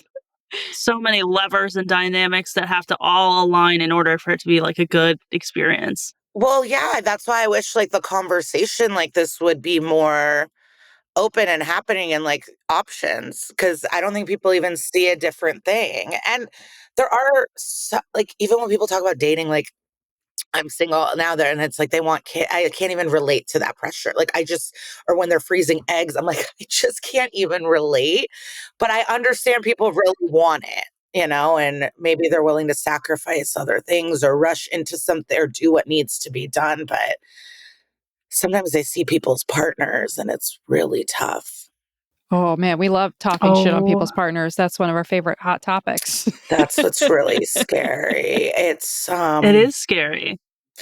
and then like, oh God, it's like I'm such a shit talk, but like the couple that I love, he is just an active father, and like instead of motivating this other father to become better, he gets resentful and tries to like put like our friend down and like be like, oh, you got to do that. And he goes, I like being a dad. Like, it's not a, but instead of being like, oh, cool, I can be like this dad. Oh, he gets like angry and bitter that like he's the loser. And I think it reminds him that he's this loser. Oh, what a vicious he's definitely cycle. on Regretful Parent subreddit typing as we speak. Do you go on Regretful Parents? No, I've heard of it, and I know people that talk about. I should. I'm like all in on. Am I the asshole? That's kind of my yeah. We love that. Yeah, but the regretful parent. But it's also like I understand why you can't talk about regretting being a parent. Yeah, to your kid. It makes a lot of sense. No, yeah, totally. It would fuck up your kid. Like, what do you do? Fuck them up forever. Yeah. What do you do? What is the vibe on that? Right? Like, what is going on? It's well. Yeah, Erica, go ahead. Do you know how to summarize it? Well, I was gonna say we had this sociologist Orna Dunath on, and she has written a book called Regretting Motherhood, where she did this study with 23 parents. She's in Israel, but she did a study with 23 parents who regret having kids, and most of them have had multiple children. And she basically said that like they kind of felt like after the first, their life was over. And so it was like, okay, I'm just going to give everything to my kids and like do everything I can to make my kids' life better, despite the fact that like I hate what's happening. And I think that that's pretty consistent in what I'm seeing is like people have kids thinking they're going to get one thing. It doesn't go that way. And then they just suffer through life, basically. But yeah, and they're like, okay, I'm just going to have more kids because my life is already ruined. So I'm just going to keep doing it because that's what society wants. And it'll be better for my kids to have siblings, yada, yada. And the vibe on that subreddit is basically like community for these fucking poor, suffering people who legitimately hate their lives. It's like they don't hold back on how much they hate their lives. And often they hate their spouses, sometimes their kids, their pets. Like they are just like, it's just like a fucking venting session. And most of the time it's supportive other regretful parents, like saying like, oh, it'll get better, it gets easier. This year, like these years were also like the worst for me, don't worry. But man, it really, really grounds you as a child-free person to be like, whoo, boy, did I dodge a fucking bullet. Yeah, and the sad thing is like, you're reading stories of people who literally are trapped. Like there is no way out. They just have to. I guess I'm confused about then I'll just have more. That's weird to me. That's confusing me. I think that one's particular maybe to Israel because like in Israel, the average woman has like 3.2 kids. So it's normal to have a lot of kids in Israel. So I think it's like there's a lot of pressure to make your families happy by having more kids. So that one might be more But I think she also was saying like my kid being an only child would maybe be a detriment to the kid, or my parents want more children. I don't know. I feel like there were a lot of outside influences creating pressure, and they were like, my life is already ruined. Having another kid isn't going to make it harder. It's just going to be another kid. I already don't like this. And look, it's not logical. Yeah. But I think it's people in dire circumstances doubling down because they don't feel like they have another choice. Yeah, all the outside pressures. Because in my head, I'm like, you're so lucky to not live a life of suffering, and then to purposely kind of be forced into it is like, it's to have to know yourself. Like, yeah, crazy. Give it a read. I can't read. I'm not reading. Watch our YouTube series, Regretful Parents. I want to read. But yeah, I guess what's your experience in terms of like the people that get offended by it? Like that's the thing that's weird, like the weird little moments, that's what's strange. When people Like get offended people's by being aversion. child-free? Yeah, like people, like if you wanted that life so bad, wouldn't you understand a different life? Like, what is your, I don't get the deal. I don't get the deal. I don't get That's a the great like question. obsession. It must be religion. I don't get the obsession because I follow a few child-free people. Mhm. There's like a girl, and all the comments are always like vicious. And obviously, the internet is like not real life. You know, it's like meant to make her blood boil and like get engaged in this stuff. But like, why? I'm always like, why does it make people so mad? What other people are doing? It's like, is it religious control or what? Like, I don't get why you'd be so mad if someone doesn't want to have kids and then they don't. Like, isn't that better for everyone involved? You would think it would You be would that think. simple. I think a lot of it is people who hate themselves for not realizing they had the choice. And so they felt tricked into it. And so, I mean, I think about this interview a lot with Andy Samberg on, what was it, like Jimmy Fallon, where he was like, man, before kids, everyone's like, you're going to love it. It's going to be like the best thing that's ever happened to you. You have to have kids. And then Andy had kids, and all of a sudden Andy was like, wait, this fucking sucks. This is hard. This is difficult. And everyone around him who was like, it's the best thing ever, has now turned the convo into welcome to hell. Like, now you're with us, bro. Like, and so I think it's kind of like a weird cult thing of like, Yeah. everyone's doing it, so you should do it too. And then, yeah, go ahead, Erica. And to your point, Liza, about like talking to your mom, like I do think that there's an aspect of like, I went through this really hard thing. I suffered through it. And I do think parents, genuinely do learn and grow and have these experiences and stuff like that. And so they're like, first of all, why do you get to get out of this? And second of all, like, this was a positive experience for XYZ reasons. You should have to go through this also in order to have XY. Like, how can you find fulfillment without blah, blah, blah, blah, blah? And it's like, leave me alone. But then there's also the religious aspect. I just did this debate a couple months ago and it just came out, but against this Catholic mom. And her whole thing was because she's anti-abortion. She was like, well, you should be celibate because because if you're having sex with your husband, there's a chance you could get pregnant. And then Be if like, you got babe, pregnant, you're in a pedophile cult. So I don't give a fuck what you have to say. Right. I mean, I wish I had said that. Nothing. Your opinion, if you are part of the Catholic Church, your opinion means nothing to me. Yes. I wish I had said that in hindsight. They get more mad about you bringing up pedophilia than they do about pedophilia. To bring it back up. But the Catholics having any moral high ground is so LOL. Crazy. So LOL. Yep. Like, you truly are defending this. Oh, God. Yeah. I don't know. Yeah. I have no idea. Well, I just love my lifestyle. Yeah. It has been a true pleasure chatting with you. Thanks. I feel like I'm a comic and I always get too serious on these. And then at the end, I'm spiraling of like, should I be saying funny stuff? Like, why? Oh my God. Why am I No, so you were aggressive? so funny. I get so A, aggressive. you were funny. B, you are matching our energy because we do this shit all the time. So you fit perfectly into the dinky community. I also thinking about the question of like the people, the parents that were annoying or said annoying things or didn't treat me like a human or didn't appreciate, they're not in my life anymore. Is what I'm realizing as well. Because I just remember I had one friend, they did a lot of, it's the same one that bought the house, gentrified, all of that. But they were visiting New York and like one of them suggested going to like some outdoor market. And I was like, oh, well, it's kind of cold. And she goes, well, how about you come to the hotel and babysit and then we'll go to the market? Ew.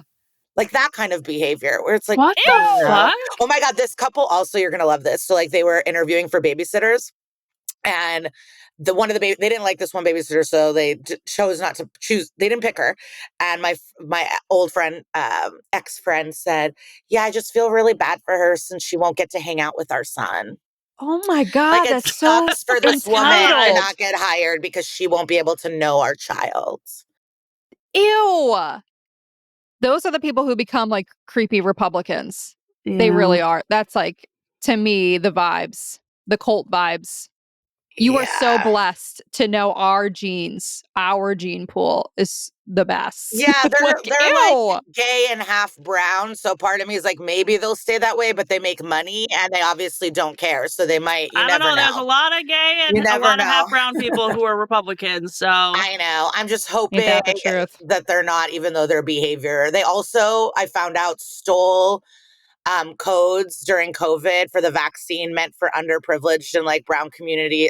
I was living in LA, and her and a few other rich people, some famous, you'd be shocked to know, got a hold of these codes so they can get vaccinated like a month before when it was truly meant for like essential I'm not surprised by that at all. brown workers, you know? Of course. Yeah.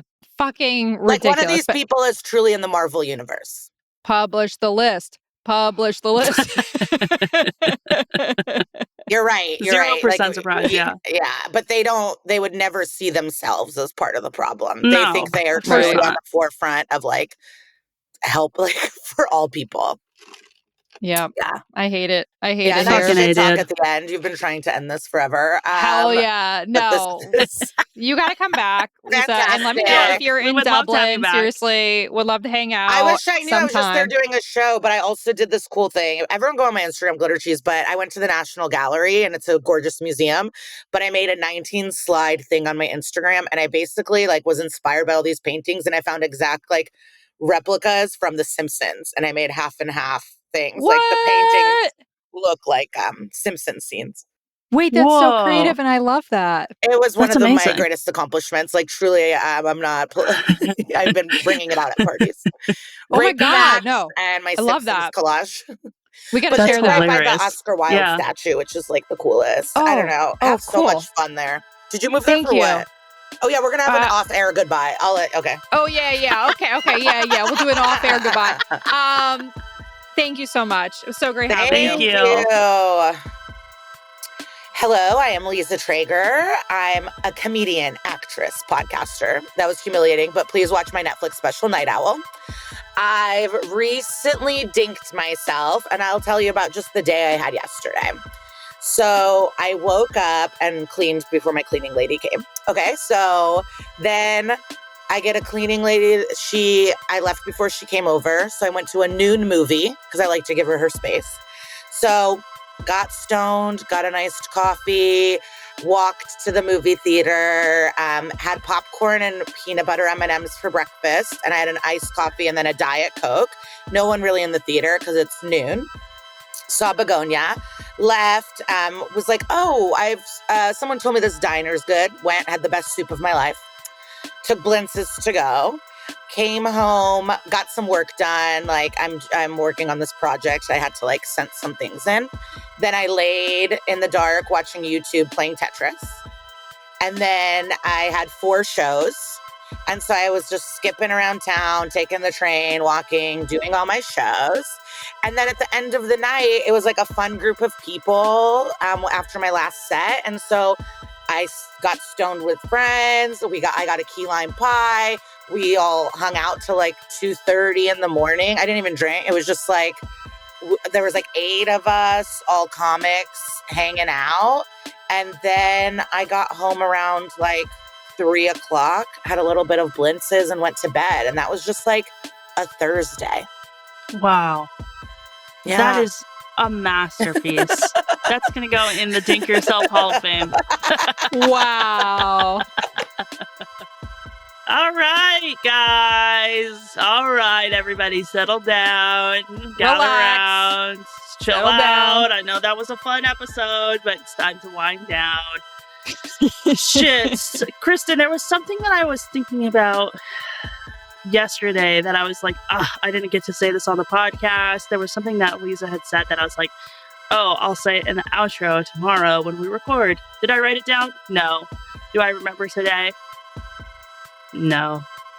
Do you remember any context? Was it about Liza? Was it about Dinky? Was it about any of that? It was about our conversation with Liza, but oh well.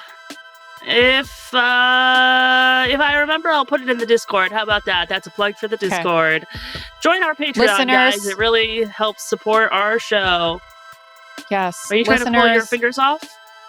Yes, I'm trying not to. I've stopped cracking my knuckles, but now I've come up with like other workarounds to crack my knuckles, which makes my brain think, oh, I'm not cracking my knuckles if I'm just like pulling my finger until it cracks. It's a different type of anyway. If listeners, if you remember what Erica was going to say about our Liza conversation, please email her at dinky@dinkypod.com. Attention, Erica has dementia. I probably do, dude. I actually am starting to get worried about my memory, but not enough to actually do anything about it. I'm here to corroborate that we're both fucking dementia. It's true. I mean, I put something down 1 second later, I forget where it is. I put it down. I live in like an apartment that's like the size of my fucking shoe, and I cannot find anything. It doesn't make any sense. So we're doomed. We're doomed. But Dinky is a podcast on the Spreaker Prime Network. Guys, have you been enjoying the Regretful Parents episodes that we've been putting in the feed? Let us know. I want to know what you're thinking about those. Many thanks to Chloe Steinhoff-Smith for our podcast art, Leah Herner for creating our show's theme and interview transition music, and our boy Vince Shortino for audio mixing and editing. If you want to... What? I just like that we call our boy. Like, everybody else is like Leah, Herder, Chloe, and then Vince becomes our boy. And Chloe are listening every week. Right. Vince is, forced to listen to us as his job because his choices in careers have taken him in all the wrong directions. And so now here he is listening to me slur my words. He's probably there going, Bechamel, you fucking idiots. I know. You uncultured motherfuckers. Yeah. Alas. If you want to connect with us on social media, you can find us anywhere your heart desires. And if you look at a social media site and we're not there, just close your eyes. Breathe in. Breathe out. Imagine what we would post. That's good enough for me. Imagine there's a Spotify queue. And it's an empty Spotify queue. And you can put anything you imagine in that Spotify queue. It could be big. It could be small. It better be dinky, you fucking assholes. If it's not dinky, you can get fucked. I didn't know what the fuck this was doing. Do you use Spotify? Yeah, do you? I do. I'm feeling bad about it because of the ICE ads that allegedly they've been placing. I know. I could use Apple. I mean, the thing is, everyone's fucked. Everyone's fucked. And like, what are we supposed to do? I know. The president is sucking off other presidents. It's crazy. That is crazy. That is. I can't stop thinking about it, dude. Poor Hillary, dude. I saw your thread about Hillary. Dude, corroborate +1. Fucking this poor woman is going to hate us for this. I don't care. I don't care. I think Hillary Clinton, maybe she had bad karma in a past life or something like that. But she was just a smart, talented young lawyer. And she got caught up with this motherfucker. Yeah. Had to live through an era where women had no rights and come up as a lawyer during that time. Has she been perfect? No. She's made a lot of mistakes. But I really wish she would have divorced Bill many moons ago. I think her life would have been better for it. First of all, you said she was in a bass life, not a past life. I did say bass life. I like to think about her as a bass in swimming the wrong direction. So maybe that was her problem. Maybe that's what I was trying to say. She was swimming against this bass. Don't do that. Against the stream. Whatever, dude. We don't fucking know anything. And we're not biologists. The next thing I want to say to that is if you are single and listening to this and you're sad or you just went through a breakup and you're like, oh, I miss him. Why, bitch? Why?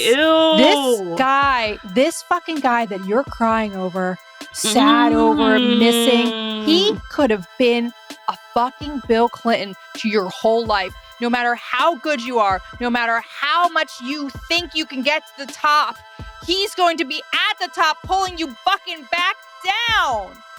Why? Don't let that happen to you.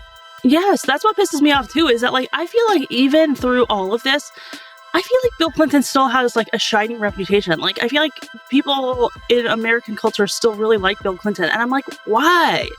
I don't care that he can play saxophone. He's a good politician. He did good for the country, but he's kind of a horrible human being. So even the worst woman on the planet. Well, no, I can't say that because then I started thinking of Marjorie Taylor Greene, and I was like, no, she would suck. But she is now like anti-Trump, right? So yeah, but she's just doing it for money. She knows Trump's about to go down, and she's trying to save her ass. She's an opportunist. That's fair. Yeah, that's true. Well, guys, if you have a question or a comment, let us know what you think about Hillary Clinton. Email us at dinky@dinkypod.com. Yeah. What were you going to say? I was just going to say, be nice. You know, like, come on. Could you imagine you had to suffer through that, like, horrific ordeal of your husband cheating on you publicly with a younger woman, and then you fucking stick with him, and then he's sucking Donald Trump's dick? No, Donald Trump was sucking his dick. Oh, sorry. Whatever. And, oh, God, I want to throw up. Okay. I know. And this poor woman is so qualified to be president, and she didn't get it. And she lost to a guy who sucked her husband's dick. That's fucked up. That makes me want to cry, literally. She doesn't deserve that, you guys. It really... I understand that she's made some bad choices in her career, but it just makes me really sad that a woman let a man do this to her. And like, listen, we're not saying this to be against Monica Lewinsky, where Monica Lewinsky stands, for the record. Oh my God, I would lay my life down for Monica. Exactly, and I think that's important to get across, because I don't want to say, oh, we're so pro Hillary. Like, Hillary definitely stood by her husband, and defamation against Monica Lewinsky was rampant, but still. Yeah, still. Oh my gosh, Monica, I love you. All these women falling prey to these horrible men. Men. Besides Neil and a couple other of the guys in the Discord.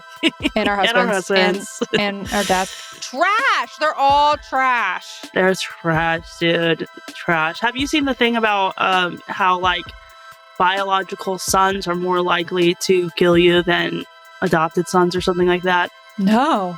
I saw that on Zoomies TikTok, but I haven't finished watching it. If you're a fan of the show, punch a man in the face. Then run to the comments and leave a review. Share the podcast with your friends who also want to punch a man in the face. The thing is, I don't want to punch a man in the face because that's going to hurt my hand. What we need is less punching, less men. Visit the show notes to shop merch. Guys, we have merch. Oh, yeah. We have merch. It's Christmas coming up, bitch. Get your merch. Yes, get your fucking merch. For your partner, for your friend, for your bestie, for yourself. For when you're cooking bechamel.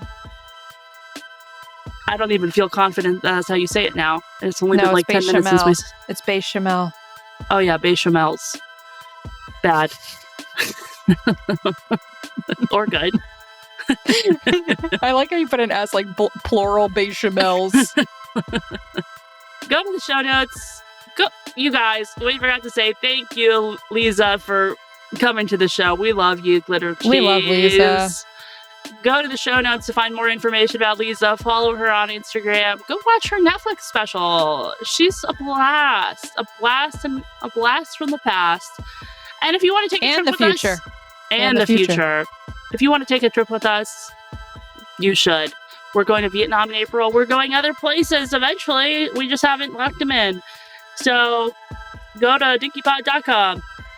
And also, guys, this is the longest outro of our lives. We're also on YouTube. You could go there and watch some stuff that's not in the feed. I think we've done longer, but I'm with you. It is pretty long. That's what she said. We should also put... That's what fucking Bill Clinton said, or Donald Trump said. We We should also put your white lasagna in the show notes. Oh, we should. We'll see if And I I'll put remember my to do that. and maybe my turkey chili. That's a good idea. I just want to say, I can't believe how much Bill Clinton loves a blowjob. That man loves a blowjob more than probably anything. All right. Well, follow Monica Lewinsky, follow Hillary Clinton, give them a like. That's it. That's all we got. Love you, everyone. Love you. Bye. Dink life.